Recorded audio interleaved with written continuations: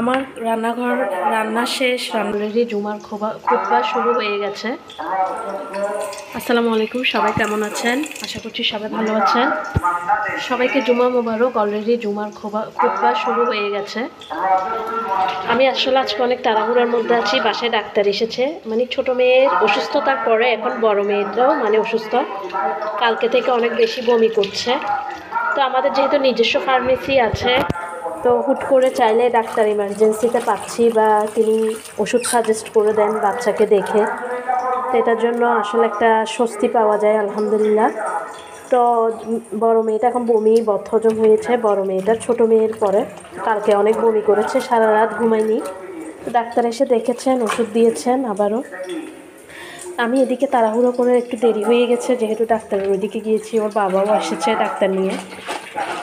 এখন এসে কাটাবাছা করে তাড়াহুড়ো করছি রান্না করার জন্য। পেঁয়াজ আর রসুন দিয়ে দিয়েছি। আমি মসুর ডাল দিয়ে লাউ রান্না করব। এদিকে আমি এই যে মশলা কষিয়ে লাউ আর কয়েকটা বরবটি দিয়েছি, পেঁয়াজ পাতা দিয়ে এখন বসিয়ে দিয়েছি, এটা হতে থাক। মাছ রান্না করবো, মাছ ভিজাতে দিয়েছি। এই যে আসলে অল্প অল্পই ভিডিও নিচ্ছি। সবাই আমার মেয়েদের জন্য দোয়া করবেন। আমি খুব একটা বেশি ভিডিও করতে পারছি না, কারণ জানেন বাচ্চা কাচ্চা অসুস্থ থাকলে বা একটা বাবা মায়ের অবস্থা কী হয়। তারপরেও আমি চেষ্টা করছি আমার কাজটাকে ধরে রাখার জন্য। মানে আমি চেষ্টা করি অল্প অল্প করেও হলে শ্যুট করে আপনাদের সাথে অ্যাটাচ থাকার জন্য।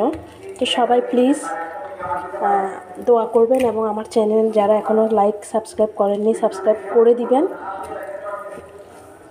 আচ্ছা, আমি এই মাছটাকে একটু ছেড়ে নিই। যে তাড়াহুড়োর জন্য আমি এতক্ষণ ভিজাতে দিতে পারিনি, এখন মনে পড়েছে দিয়েছি, তারপরেও ভিজে গেছে। আমি এখন এদিকে মাছও বসিয়ে দিয়েছি। আর আপনাদের ভাইয়ার জন্য এদিকে কাতলা মাছ লেবু সব মশলা দিয়ে একটু সরিষার তেল দিয়ে মেখে রেখেছি। তেলাপিয়া মাছের মাথাও আছে, এখানে আমার জন্য সহ আর কি।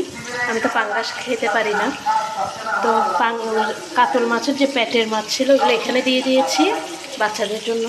আর এগুলো ফ্রাই করব আমাদের জন্য, এটা মেখে রেখেছি। সকালে কিন্তু বুট ভাজি করেছি, এটা রাতে সকালে বিকেলবেলা খেতে পারবে। মসজিদে খুতবা চলছে, আসলে একটু দেরি হয়ে গেছে। আমি এখন এগুলো ক্লিন করব সব কিছু। এখানের অবস্থা অনেক ভয়াবহ। আমার রান্না শেষ, রান্নাঘর আমি ক্লিন করে নিয়েছি। এখন রান্নাঘরটাকে একটু মুছে নিব। এই যে পাউডারের পানি নিয়ে নিয়েছি, এখন 2-3 বার করে মুছে নিব। অনেক ময়লা হয়ে গেছে, এটা আমি কাজটা করে নিই। তো এই যে দেখুন, আমি রান্নাঘর একেবারে মানে পাউডার দিয়ে মুছে একদম পাপোশা পাল্টিয়ে দিয়েছি, পুরো মুছে ক্লিন করে নিয়েছি। এখনের মতো রান্নাঘরের কাজ শেষ। এখনের জন্য রান্নাঘর থেকে আল্লাহ হাফিজ।